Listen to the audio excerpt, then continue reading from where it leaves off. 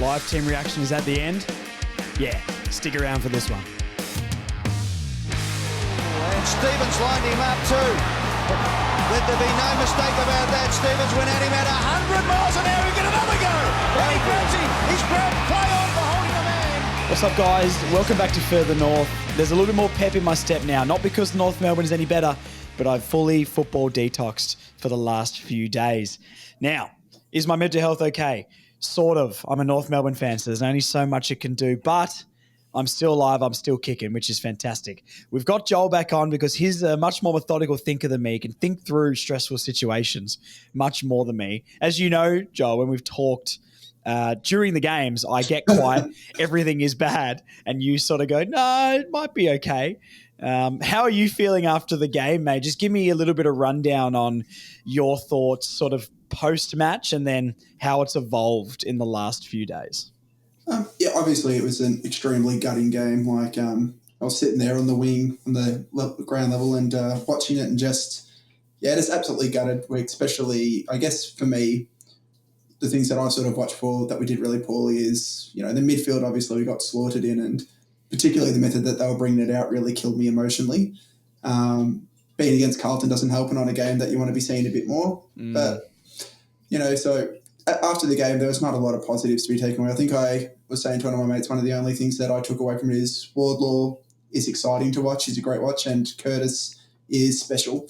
They were my two positives from the game. The rest of it, I think not too dissimilar from what I said to the Sydney game at the time, I think it was that, yet again, I don't believe it's individuals, and people are often going to go to certain players and say they need to be dropped, this needs to be dropped. I think at this stage, it's clear to me that you can't draft your way out of this. You can't, we can make wholesale changes and have the same problem. The biggest issue is probably, I think, the mental demons of being a bad side for a long time. The heads drop.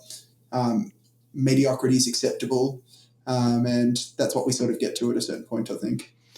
Yeah, that's really, really fair. And look, we're going to have a bit of a chat in this podcast maybe about the discourse this week around the club. We're going to get into the Port Adelaide game. I did try and contact a couple of Port Adelaide podcasts, the one we got on last year and some other people. No luck, unfortunately, so I do apologise for that. We will make sure someone is on for the Essendon one coming up. But we'll get into the Port Adelaide game in a second. It's interesting, the discourse and a lot of different opinions getting thrown around. One that's sort of evolved for me this week is obviously the easy way out is saying get rid of Clarkson. And I think that is incredibly premature, and it's sort of the coward's way out a little bit. It's the easy option, almost like hiring David Noble. We took the easy option. We don't want to do that again with just getting rid of Alistair. Does he need to be better? 100%.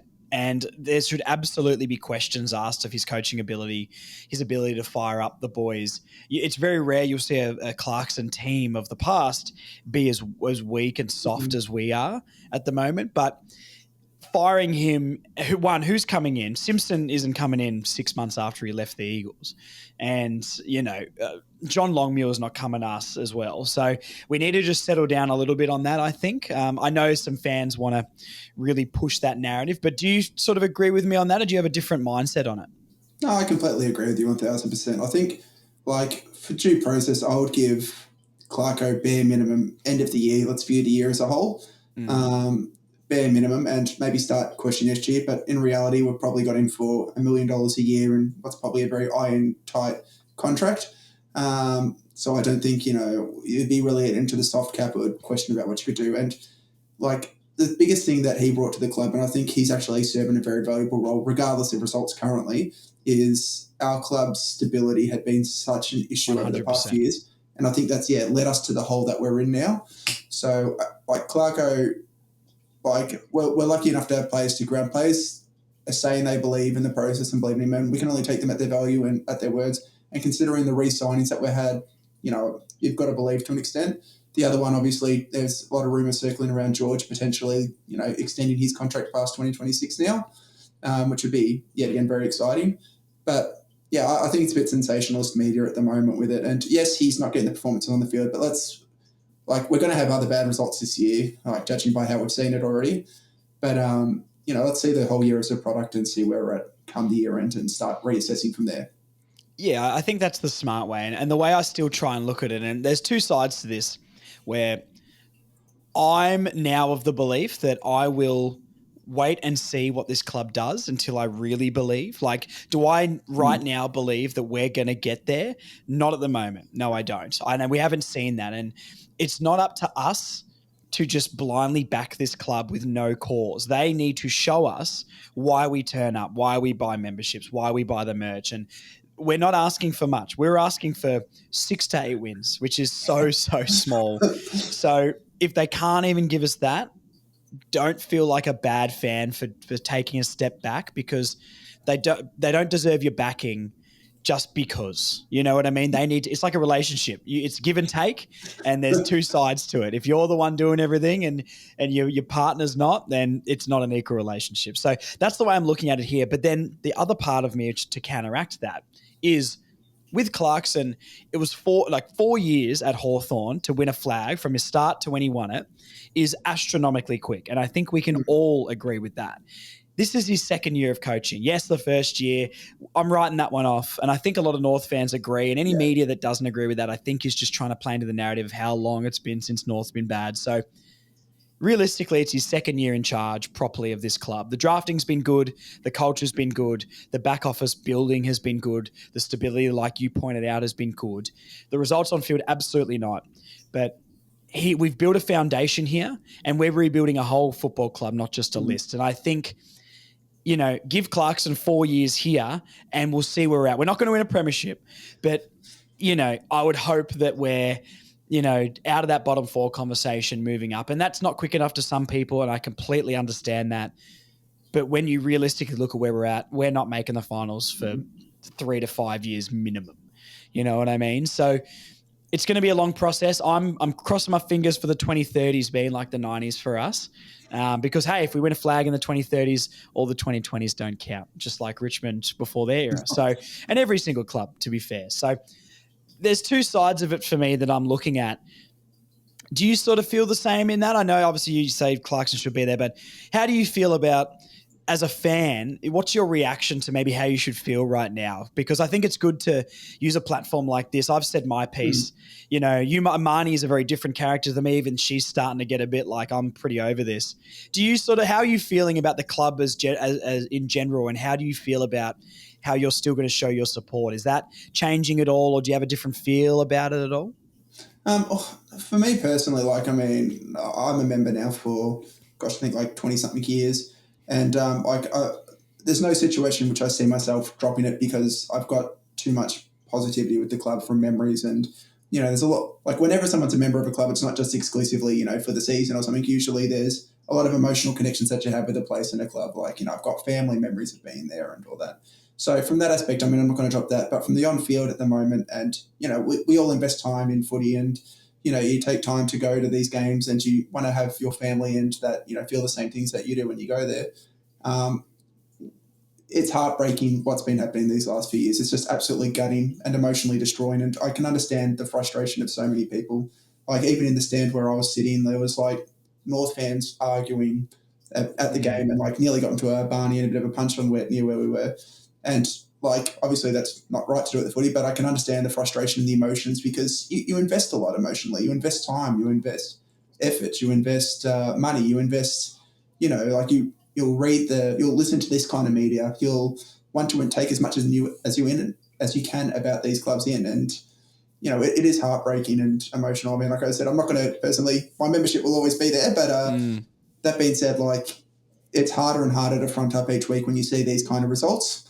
And you don't see, in a game like last week specifically, it feels like you've taken 5 steps back when you see a game like that. Realistically, as they say, improvement isn't linear. But you see games like that and it just makes you feel as bad as any time last year. And last year at their worst made you feel as bad as any time the last 2-3 years before that. So that's where we're sort of at with it. But, for what it's worth, I think for a club like us, when it turns, I think you'll hear them saying, this is the message they've been pumping out, which I believe, which is when it turns, it can turn quick. I think the talent is on our list now. I don't think we've got shortage of talent. I think it's massively around our mental demons, around what's happened over these past few years, and actually being able to see themselves doing it regularly and see themselves, improving. But how that happens, there's a lot of clubs that have been in that hole, and to get out of it is a really, really tough space. Do you have what's your ideal way of maybe trying to turn that? Is that on the coach? Is that on the board? Is that on the players individually? Like, what do you think we can do? Because I'm a bit lost, mate, to be honest. Yeah. Getting rid of Clark's is not the issue. I don't think that's going to fix anything. That's just going to set us back further. Look at Carlton year after year getting rid of coaches. It just doesn't work. There's lots of examples in the Premier League of that as well. Chelsea and Manchester United just sacking coaches for fun. Tottenham as well, and they're all a bit average. So, I don't think that's the play. That's the easy way out for me. There's been, I saw a petition of sacking Sonia and Jen immediately going around, and that to me is just not. I don't really like that sort of stuff. I know people want to, express their emotions and, need a place to vent, but channeling at them is not the way to go. I don't think it's the whole board and that should step down. That's a little bit too far for me. But whose responsibility do you think it is to stop those mental demons, and how do we get over them? Like, to me, it should be the coach. It should be Clarkson, but I don't know if I believe right now that he's can do that, to be honest, because I think we need a bit of angry Clarko back. I know this has been spoken about a lot in the media, and I really believe it. Us on the weekend, we had 8 players, I think, who out of 23 who laid over 2 tackles. We couldn't lay a tackle that was soft. I've never seen a softer team in my entire life, and that goes against everything that North Melbourne's about. So what do you think, where do you think it stems from to get over those demons, and give us anything that we can cling on to make us feel like it's going to be okay? In reality, it comes down to the individuals, the players, to be honest, that you sort of have to not question as much as just their intent in that is your long-term middle-aged players. So, Jai runs his guts out every single time, and I'm very confident on him, but Jai, LDU, McDonald, Powell now at this stage is getting even to that Bailey Scott. point. Bailey, he got dropped, and that's that's a hard, that guy's been in our top 3 BNF for 2 of the past 3 seasons. So, these kind of the players are the ones that you're actually looking at. Bull, and I think Bull's been trying. These players I can see on the field, they're trying, but the question mark for me in these situations is yet again, and I think it comes from that mentality, is when you're trying, are you doing the right things? It's one thing to run your guts out, but are you running your guts out in the way that is working for the club? Bull, I think the last couple of weeks specifically, he's been getting a lot of knocks from a lot of the fans online, but I've seen a bit more of that angry streak back from him. And I think he's you can tell he's frustrated and angry, and you can see that. For our club as a success point, which I think is an important thing to note, is one of my mates put this well, which is a club that's successful has 3 working factors. They have board, they have coaches, they have players. We know that our board is good, and because you can see the female program. The other female programs that are near the top aren't coming from bad clubs. There's a reason that consistency happens. Coaching, we've got Clarko. You've got to an extent, I guess, be able to back and trust a guy that's done it before. There's a chance that he isn't the guy. I said this before. I don't think he's the one to take us to the promised land, but I think he's the one that will create the stability, that will have an environment that will equal that. So this period's actually a really important period. Stability has been king for us at this point. And then the players on the field. And we can question the players on the field, I think. So I think the players on the field and the coaches are the ones I'm mostly looking at for this, because I think that there's, how are we going to help them get over that stage, and how are they going to get over that hump? As I said, for a player like LDU, who's only won, a handful of games realistically and lost every other game, when you're in a game and the game starts getting really hard, or the opposition goes on a big run, it must be so easy to mentally go, oh, this is okay. We've done this before. This is acceptable. But how do you go from that to, no, I'm going to change it? That's the change that needs to happen. And coaching can only help so much in that. It has to be player mentality, but it's many a club has been in this spot, and it's very, very hard one to get out of. Yeah, no, absolutely. And, I've thought about this multiple times this week, and I just don't know how we get over that hurdle. And you're right. That was on the weekend, we just didn't play any quarters of football. You can maybe say the second quarter, but it's because the bar's so low that we accept that. I just don't understand why. I just don't believe anything that they say anymore, and I want to see it. Yeah. I believe they want it and I believe they're trying, but how many times can you try and then it not improve? But then where do you go? Because people are locked into contracts and you want the stability. So we're really caught between a rock and a hard place. We need massive change, but we need no change for stability. And it doesn't really make sense on where we go from there. And I would love to have come on this podcast and given people some more answers, but it's just more food for thought. Is there any players that you think or would like to see come in? The most Clarkson thing ever would be Fisher goes out, Hardiman in, and that's the only change.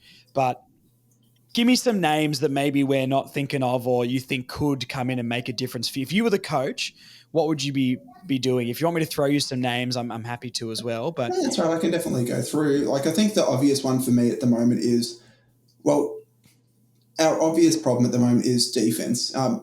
I don't necessarily think individual defenders as much as just every game we give up. Yeah, we give up over 100 points, well over 100 points every game. And that's, on a good game, we might keep them to 105. On the bad games, like on the weekend, it was 153. So we're not keeping sides of that. So I think players like Caleb Daniel, Fisher, and McKercher can't be in the same lineup together. Fisher's going out. I would put in Archer for his spot, who's a test this week. That just makes sense immediately. You've got another defender that can actually defend. But the defence, yet again, particularly on this weekend, I didn't view the individual defenders as poor as the way that they were able to bring it out of clearance and in the middle. For something a bit of a strange one to target, I would say Sheasel, I wouldn't be playing in the middle anymore. I would either go to him off half-back or half-forward, and I'd be playing possibly a Will Phillips in that role. Phillips will get the role he does well and best. He's better defensively, I think, than a Sheasel. And I'd be putting the onus on like your Tom Powers and your LDUs to make sure that like the game on the weekend was a bit of it was probably a continuation from the fourth quarter of that Gold Coast game where we were getting beaten heavily in the middle.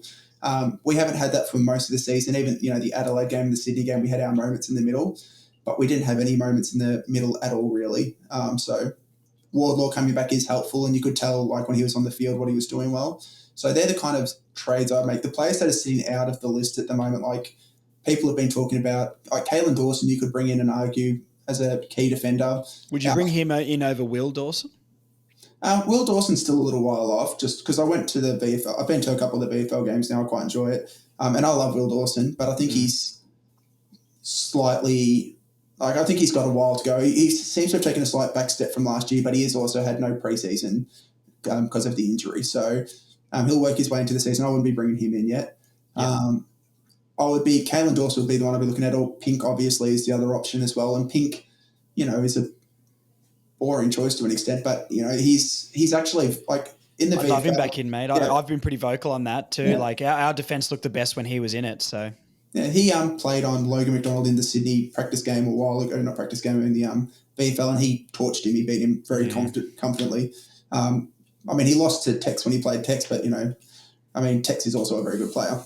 And this week, I don't think we're coming up against those kind of forwards against the Port Adelaide. So, but Pink, I wouldn't mind bringing a Pink back in, but then, like, what do? Do you put, Comben out? But Comben at the same time I don't think he's been particularly horrendous.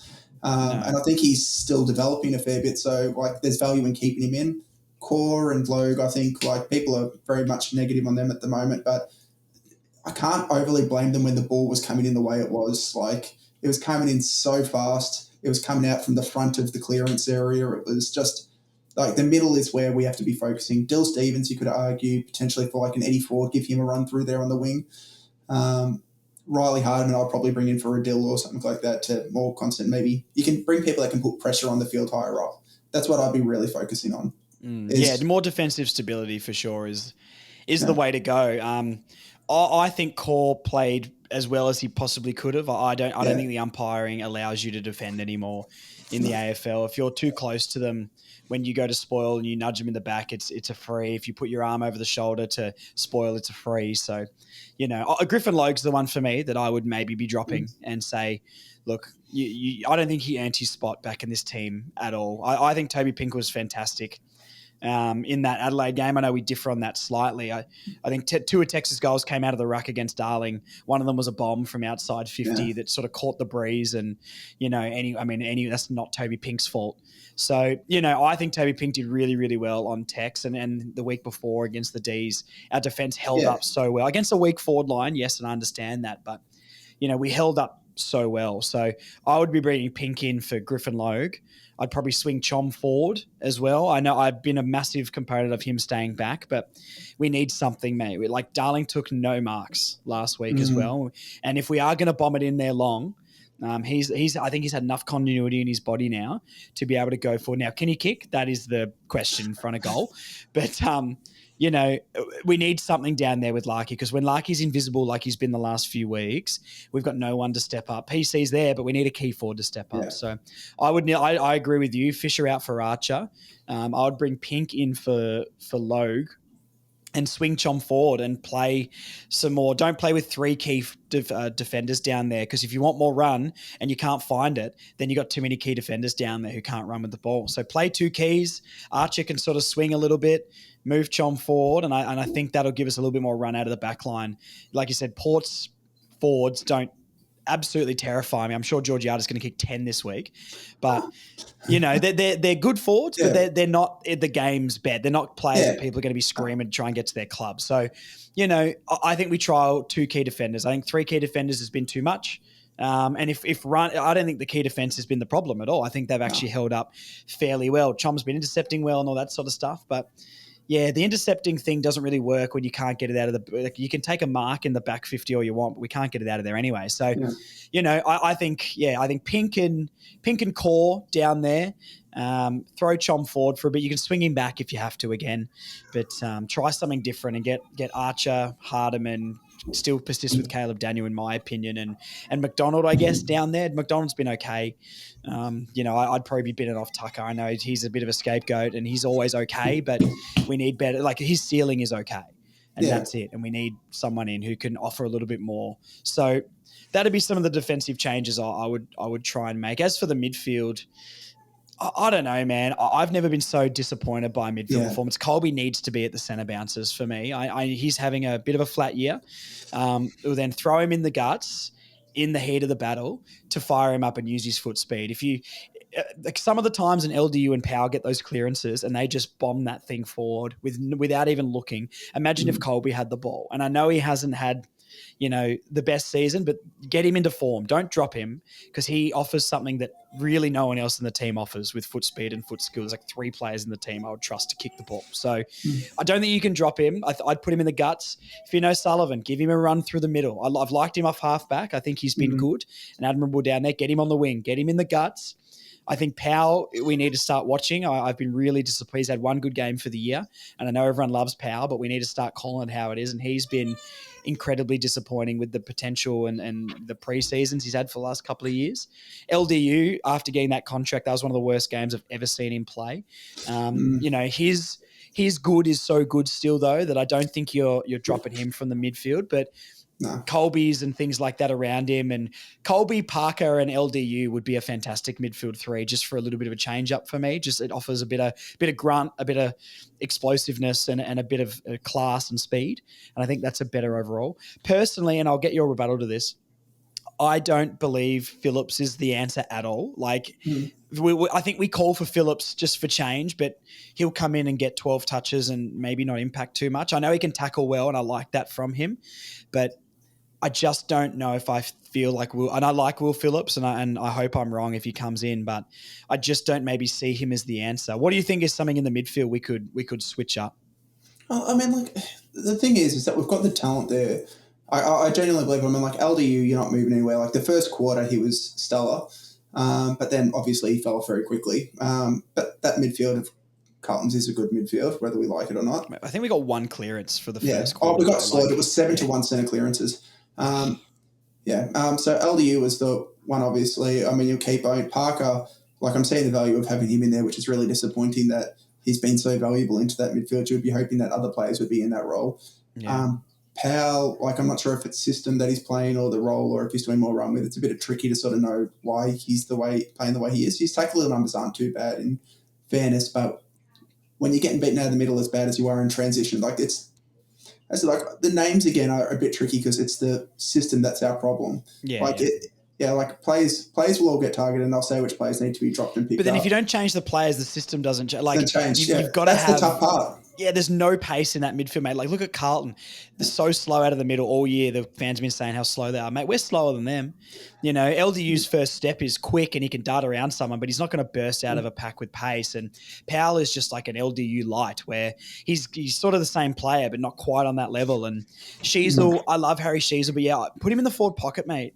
Or give him something, or chuck him off half back or something like that. I think that's the way to go. So yeah, I don't know, mate. I think we just need to shuffle the midfield heaps, and even if we can revert back to that midfield at any time if Clarkson thinks it's not working, but like try something. And that's the thing I feel like with Clarkson I haven't been happy with is the lack of willingness to throw the magnets around. I know that's also a bit of a break glass in case of emergency, but I don't know. When you're getting beaten that badly, you've got to try something. And didn't Logue went into the ruck and Core went forward in one of the games last year. So I guess, but not in the last 5 minutes. Yeah, there's only so much though that you can move the magnets. Like, I mean, we can drop a whole heap of people, but like the players underneath have to be pushing their case. The people in the BFL that have been pushing their case for me have been like, Will Phillips got like another 29 disposals, great amount of tackles. Do you think he's going to come in and do anything different than we've seen though? And I'm not trying to bash on Will Phillips. I'm really not. But I don't feel like I've ever seen any more than you 12 to 15 touch games, and he tackles hard, but that's kind of it. And I'm just trying to be as blunt and just say it straight with how I'm seeing it. Yeah. Agreed completely. But the thing is that you've got to also take into account role. Like in the VFL, he's the primary midfielder. The ball's getting hit down to him. He's the one sharking. He's the one making the space. They're leading onto him and using his disposal. Where at AFL level, whenever he's played it, he's not the guy doing that. He's the guy that's defending and tagging. He's the guy that's on the defensive side. LDU is the one that's meant to be taking it away, or he's meant to be clearing space for the other guys. Like Tom Powell's the other one that should be taking it away. Like I disagree that we don't have pace because we do have a lot of pace in there. Like as in LDU's burst pace is really, really high. Powell can get away from those pace pretty well. Sheasel's not the fastest, but he can.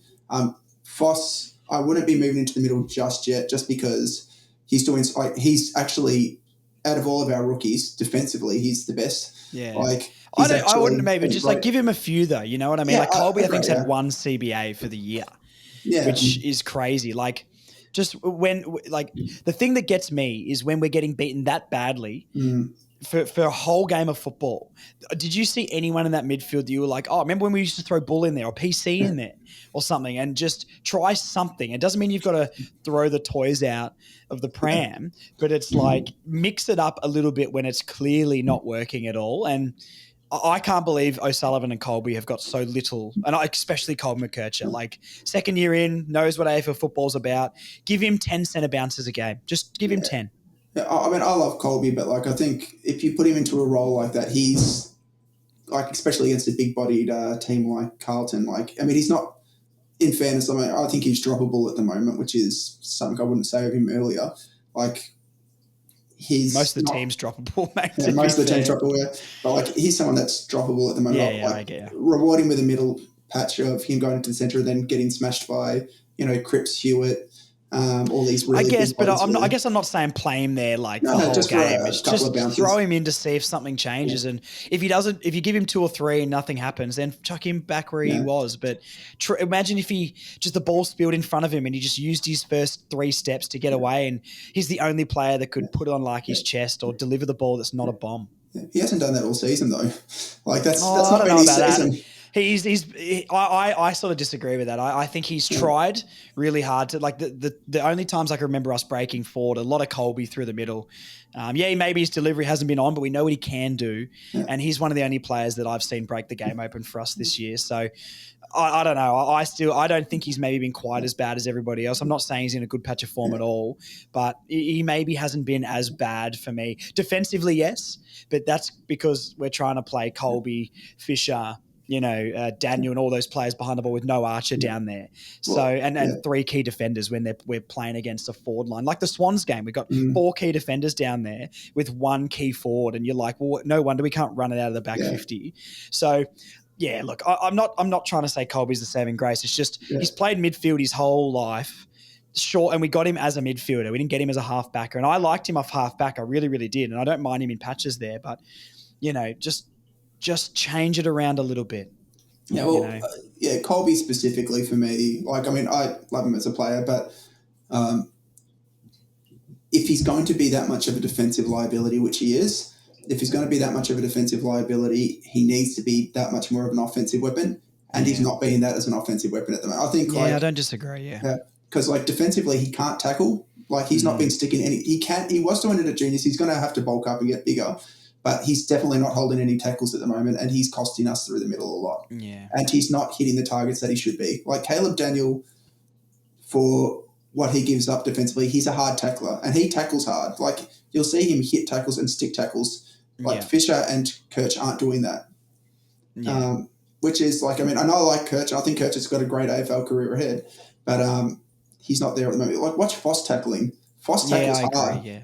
Like you see Foss and Daniel, I would pursue, they're the two that have sort of got to do it. Yeah. And then, push the others up the ground. And look, Colby on the wing, I don't like him sort of off half forward. Him running, away from our 50, sort of, running out of our 50 towards the center square, but that's the wrong direction. Like, that's sort of why I think, put him on the wing and then give him, I still just would like to see him, just a couple, just a small handful of CBAs just to mix it up.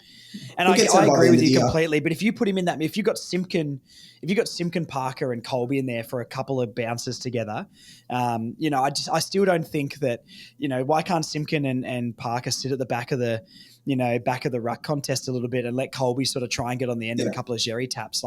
You can move the magnets around a little bit. So look, anyway, we've been on this topic long enough. Forward line, I don't think there's much you can really change. I'm just looking through the list here. I'd love to see Eddie Ford get a shot. I wouldn't mind seeing Teakle in there. Jerry looks like he's cooked, to be honest. He's been limping around and got monstered the last few weeks. So, I'm not saying take him out, but I think, maybe try Teakle in there or put Teakle as a sub. We don't need a midfielder as a sub all the time. So Teakle instead of Darling, you could make an argument for at least, because Darling in the ruck and Larky in the ruck I don't like. And Teakle as that backup ruckman will give Cherry a bit of a rest. And Teakle's been having a great VFL couple of games. He's been kicking a lot of goals, taking a lot of marks, running the field well. Like he's doing a lot of things well. And the other one, obviously, just whilst we're on the forward, I guess, would be Finbar. Obviously, he's a bit quieter this weekend, but his marking is elite, just so elite. And he's kicking, and it's not the worst, as bad as people are saying, but it's not amazing. But he'll impact contests. Yeah, for sure. Yeah, I mean, look, I'm not as hot on Finbar as a lot of other people, but I would definitely try Teakle first. I think he's the miles better player at the moment. But, Finbar's been an emergency for a reason, not that we're back in Clarkson 100% right now, but, it's, throw him, why not at this point? And we're getting a bit desperate here. My mind's slowly slipping into insanity. But, Ford, Finbar, Bryn Teakle, Hanson Jr., I know he had a couple of bad games, but he did spark something in a couple of games early. You can maybe just try something. And I think the thing before we go on to maybe the Port Adelaide game before we finish up here is I just think, we've got to try something. And the thing that would make me really frustrated when it comes to Thursday night is we only change Fisher for Archer. You know what I mean? I think that's the obvious one, but surely we cannot go into this game with one change. What do you think will happen? How many changes? Fisher's obviously got the hamstring. I mean, if I was being particularly harsh and wanting to make a big statement, I would drop Fisher and bring in Archer. I'd drop McKercher and bring in a Hardiman because you want that defensive edge again. And, I don't think the forwards are really hard to sort of punish, to be honest. But I don't blame the forwards much. Yeah, I don't blame the forwards. What about Dersma? You've been he kicked a goal, 3 goals 2 weeks, but hasn't really done much around the grounds. Do you think we're too tall in that forward line though? Adding him, or would you play him on a wing? Or he's been playing midfield in the VFL. Yeah, he was playing on the wing for us against Carlton, but I don't mind it. Durs again. I'd give him a bit of a run at this stage. I didn't think he was necessarily ready to come straight up when he did. But the last couple of games, I haven't seen anything specifically that's made me go, oh, he's in too early or he's in. I think he's actually been performing well. I'd probably play him ahead of and Dill Stevens is getting more hate than he deserves again, but like a lot of our players will, you'll get scapegoats in these situations. But, he's potentially one that you might, either put sub, which I think he impacts as a sub, or you would, bring in someone with a bit more of a harder defensive edge. I wouldn't be people are going to want Tucker out, but I don't think you're making a statement by putting out a Tucker. I think the Kirch and Fisher, like you'll be saying, we're not defensive enough. That's what you'll be saying if you drop those kind of players. Yeah. And that's when, and a Phillips for a Stevens, I wouldn't hate either. I just think, you'll have the outside pace from someone else, or you keep Kirch on the wing and you put in a Phillips to the centre and drop a Stevens in that situation. But defensive, the obvious thing to watch us for improvement throughout this year is going to be what the opposition is scoring. Can we keep anyone under 100 points? That's going to be... We've shown offensively, I think we can do it. The most disappointing thing for me, though, is it's just the entry, mate. And we've said this, I'm not going to harp on about this again and again and again, but the delivery into the forward 50 for professional AFL players is abysmal. Do they not watch the games after they get back and do the film review? What are they watching? Are they not going, why LDU are you bombing that ball when you've got more room than you think you do? Bombing that thing as high as you can without even looking. Like the amount of times you'd snap it around the body, Bailey Scott style, without looking, you're just you're better than that, man. You're get a cleaner clearance. We're over handballing it though. So if we handball too much, we're going to turn it over. If we don't handball at all, we're bombing it long. So we're screwed either way, aren't we? So I'm less concerned now about our inside 50s. For me, the big concern I agree. It's the transition. Watch them once they break that line in defense, it's gone. We're very terrible. Once they've got that first possession out, they mark it around that, outside our 50, and we've been getting it inside 50 well enough. A couple of times we're doing the repeat bombs and that, but I think our production has been too bad. It's that once it gets there, it's gone. They're scoring in some way and they've got an open man, and we can't transition defend at all in that situation. That's why they're scoring, 100 plus every single game. It's not coming from the clearances and the centres. We're generally pretty good, with the exception of the last 5 quarters of footy. It's been generally coming from that first kick, we kick it in, and then once they've got the ball and they're hitting targets on the field, they're just running it in. We need to stop that, and until we stop that, we're going to be this position of the ladder. Until we keep them under 100 points, we're going to be... If we can keep them to 80 points, we'll win games. We'll win a lot of games because our offense can beat that comfortably. Yeah. No, I don't disagree with you. All right, let's have a chat about the game and our chances quickly for 5 minutes before we finish it up. I'll edit in the live team reaction after this on Thursday night when I, lose my head because we made one change. Port Adelaide in Adelaide. Do you really think we're any chance here? Because I don't, mate, and I don't want to say that, but I think we're gonna get cooked. It's a very big risk of a cooking. Their strength, again, is out. I think our lists are very similar build, as in they're built from the middle to the outside. Butters, Rosie's, Paul Banger off halfback now, but Horn Francis, these kind of guys that are just big bodies, hard, hit it through the middle. Willem Drew's just really underrated and a great tag. You'll see LDU will have a lot of problems, I think, in this game. But if they're beating us out of the middle, you're going to see a similar thing to Carlton. I think they've just got they're not as good forward as Carlton in my opinion, though Carlton hadn't been playing particularly well until us. But they've got enough pressure forwards, Power Pepper will cause issues for us. But if we can win it it's going to come down to the centre. If we don't win it in the centre and push forward, we're going to get beaten heavily. And then if we can't retain it inside the 50 and can't defend it well enough, and they can run it through, there's going to be a problem. But I'll put us in with there's always a chance in these games. But we need to really be doing something different than we're doing, and it's going to be based on what we can do at the centre. That's the first part, and then defensively after that. Are you expecting a response? And I know we expect a response, but do you believe we will get a response? Probably not at the moment, actually. Yeah, that's how I feel. Probably not. I'll be honest, no. But these are the kind of games, I'm less about buying where teams are at the moment on the ladder and where they are, because teams manage to find ways to do it. Good teams find ways to manage to do it. Even bad teams Richmond, who's played poor, they've been belted in 3 of their games, but then they'll have moments in games where they push up, and look, we need to be having those consistently. We've got, as I said, we've got the talent there. We've got we need some sort of semblance of belief. The team does, not the fans necessarily at the moment, but the team definitely needs it.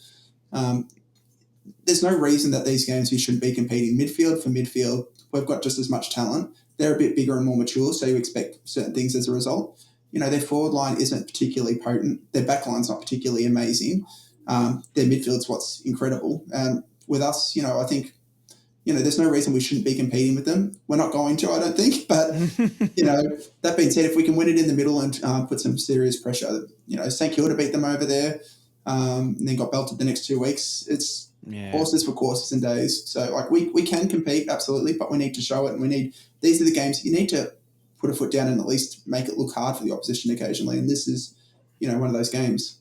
I don't disagree with you. If we were further along with this very, very long rebuild, then I would agree and say we can compete with them. But physical midfields are our nightmare, mate. And I think our midfielders are going to get absolutely bullied. So, I hate being this guy and I love my team, man. But I think we're going to go over there and probably lose by 40 to 50 points. What do you think is a pass mark for us this week? I know we're sick of honourable losses, but I think that's the best we can really hope for. What would you accept this week if you did have to put some sort of number or, effort margin or something on it? Keep them to less than 100 points. That's my marker. If they're not keeping clubs to below 100 points, we're failing dismally. That's what, till the end of the year, our focus as a club should be, are we keeping opposition below 100 points? If we're not doing that, we're not succeeding at anything. Even if we win games, if we're not keeping them below 100, we're failing. I agree. That's a good marker, I think. Yeah, I'll back you on that. If we can keep them under 100 points, I think that's a big tick for us. And if not, I mean, we might let up 150 points again. But look, I guess we'll reconvene after the game and see what the damage is, mate. But look, we'll leave it there for now. Thank you for coming on and chatting about it. A little bit different to a normal preview podcast that we normally do. I'm sorry I haven't been able to get some opposition fans and podcasts on. It's a little bit tricky sometimes when you message people that don't reply, and I really would like to get them on every single week. So I'll try my best and we'll get people back. But look, you're the next best thing, Joel. You're the next best Port fan I know. Paul Francis, none of that. Gross, none of that. Thank you for coming on, mate, and good luck to North, and keep your head on the weekend, all right? So there we go. Thanks for having me, Josh. Thanks, mate. Thank you so much to Joel for filling in on the preview pod. We're going to try and get this over very, very quickly. We've got a live team reaction, which I'm so excited to see. Has Clarko swung the axe at all? I highly doubt it, to be fair. But hey, let's see what changes he's made. But before we do, a little bit of news. Apparently, Matt Whitlock is going to be signing a 2-year deal, a 2-year extension on his deal, which is very, very exciting. Tick that box. Would love to get that done. Really hope Whitlock plays some more games before the end of the year. Definitely him coming on and showing us he's going to be a really good AFL player is going to make us feel better about the trade with Richmond by the end of the year. And then Wardlaw is apparently in talks to extend his contract as well. And if we can't get that done, I don't know where we go, because he was incredible against the Blues, and we need his signature if we are going to find our way out of the pits. However we plan to do that. Anyway, let's get into live team reaction, because I'm so excited to find out what we're going to do. Me and Joel sort of talked about it a little bit there. That was a few days ago that I recorded that. We just had to do that a little bit earlier with his schedule. It's currently Thursday night, like I always do, about 7:30-ish right now. So let's jump in. Let's react to the team right now. Oh, Aiden Core is out. Griffin Logue is out. Wow. Okay, Callan Dawson in, Jackson Archer in, Riley Hardiman in, Aiden Core out, Griffin Logue out, Zach Fisher out. Okay, let's talk about it. Outs first. Griffin Logue, agree with that. Zach Fisher, obviously with the hamstring, had to be out. Aiden Core, that is so harsh. I don't know if there's a niggle there or something. I listened to Clarkson's press conference today, and there was nothing he suggested about Aiden Core. So I'm assuming that's just an omission, which is very concerning for me because he has been our best defender. Chom is a fantastic interceptor, but Aiden Core did everything he possibly could on Kerno last week, and it was really just the umpires giving him a bit of leeway. So I don't agree with that whatsoever. That's a massive call and not someone I thought was even droppable, to be fair. Callan Dawson in, I'm assuming he's going to play that Aiden Core role. I mean, I like Callan Dawson. I hope he does really, really well. Really solid player, but I don't know if I back him as much as I do Core to do a job. I don't really know why that change has been made. Let me know down below why you think Aiden Core has come out of this team. That is shocking. I mean, I haven't really thought that there was a game he was really bad in. Yeah, he gives away some silly frees and, I'm not saying he's the best defender in the world, but geez, he tries his guts out and he does lead in that back line. And I think that's probably the last player we needed out of that back line. I mean, Chom and Dawson are going to be the only two keys, and Chom isn't the best one-on-one and Dawson's pretty inexperienced. So, geez, if we're giving up 150 points to the Blues, I'm pretty nervous now against what we're going to be doing against the Power. Jackson Archer back in is fantastic. And Hardiman getting a shot for Fisher, I think is great. I don't mind the ins, but I was probably expecting Archer and Hardiman to come in for Fisher. And I mean, look, we all want Tucker dropped, but he won't be. I said Griffin Logue and to maybe go 2 keys. So look, that is something I did speak about that I wanted to see is maybe less key position players down there. But I would have thought maybe keep Core down there and move Chom forward would have been something better.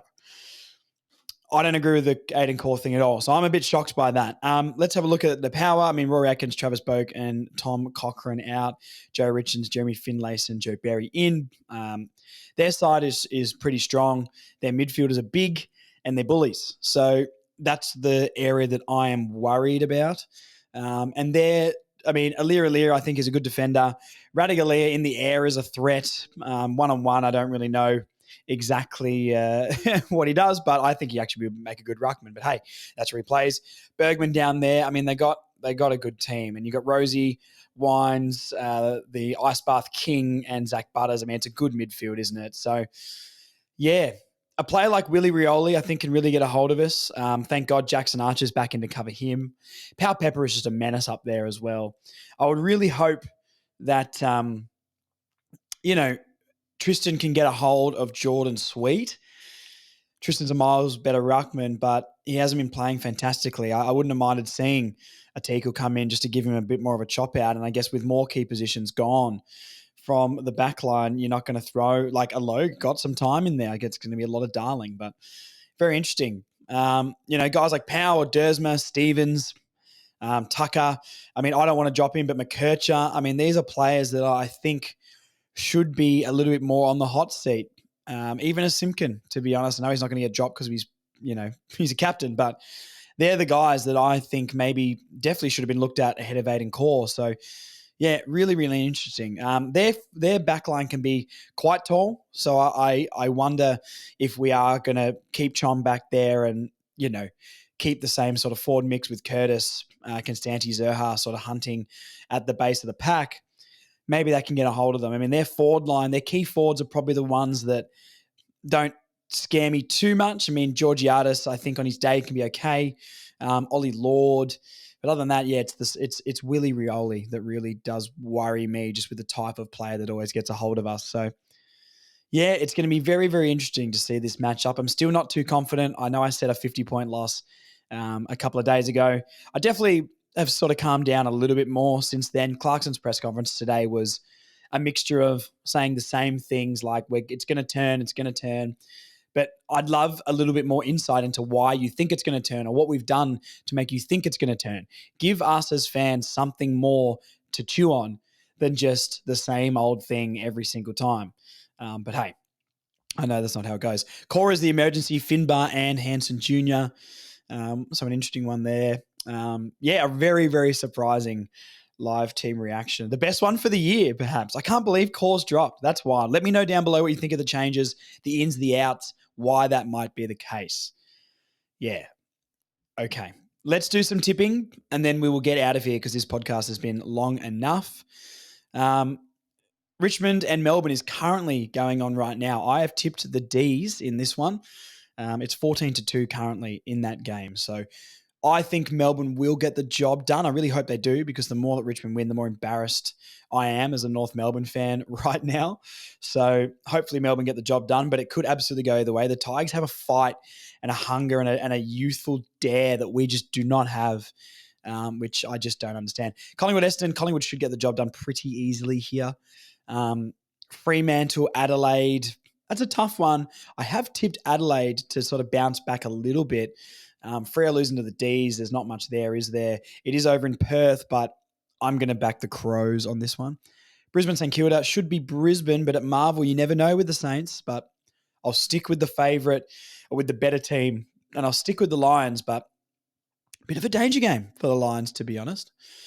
North Port, I mean, am I going to change my tip? No, I still think we're going to lose big in this one. I would love to be proven wrong, and I would love an honourable loss is okay, I guess, after a performance like that. But at the end of the day, I'm sort of past those. I just don't see us having much of a shot in this one. GWS and the Bulldogs. I will back the Giants, but once again, they have not been as impressive as I thought they would be. So please get the job done, Giants, because I keep tipping you and you keep letting me down. The Dogs are a threat, though, with Bont back. And it looks like Liam Jones has been dropped. Interesting. Okay. So interesting with the Dogs. But yeah, give me the Giants. Sydney, Gold Coast.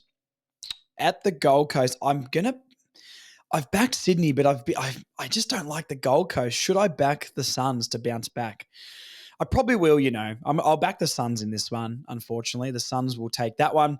Carlton, Geelong, welcome back to reality, Carlton. I hate Geelong, but I hope Carlton get absolutely belted. Hawthorn, West Coast, I mean, that's a 100-point loss for West Coast, to be fair. So, yeah, there you go.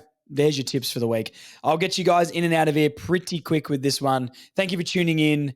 Thank you for sticking with me. It's been super, super hard. Sorry I've been a bit quieter this week. It's I needed a break, to be honest. I haven't made as many reels and just content in general, but I needed a little bit of time to chill because I've been pretty down about how North have been playing. So if you've listened to everything I'm still doing, thank you so much. Thank you to everyone who's coming to the barbershop this week and had a chat about North. If you want to come in, Black and Brown Barbershop, request Josh online and you can come and chat North with me, which is really, really fun.